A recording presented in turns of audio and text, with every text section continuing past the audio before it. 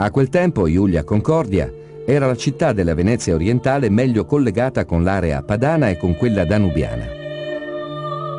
La dislocazione al di qua del tagliamento e il ferro, proveniente dalla vicina regione austriaca, la rendono sito ideale per una fabbrica di frecce e sede stabile di un distaccamento militare, in un'area strategica per la sicurezza del confine orientale della penisola.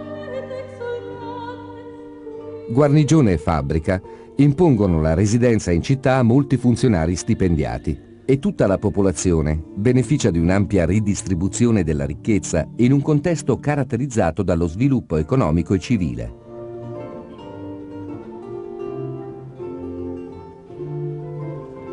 Segno evidente di questa intensa vitalità di scambi è la documentata esistenza di un folto gruppo di mercanti stranieri. La stessa vita culturale e religiosa risente così di un concorso eterogeneo di genti arrivate da ogni angolo dell'impero.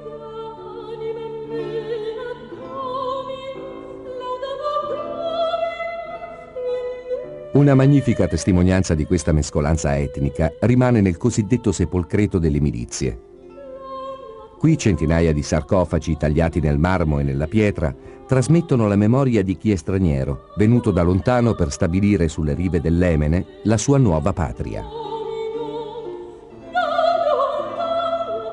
In questa città dei morti, sorta sulla riva sinistra del fiume, a qualche distanza dall'abitato, trovano posto civili e militari, cristiani e pagani, occidentali e orientali, e ciascuno lascia un segno delle proprie radici spirituali.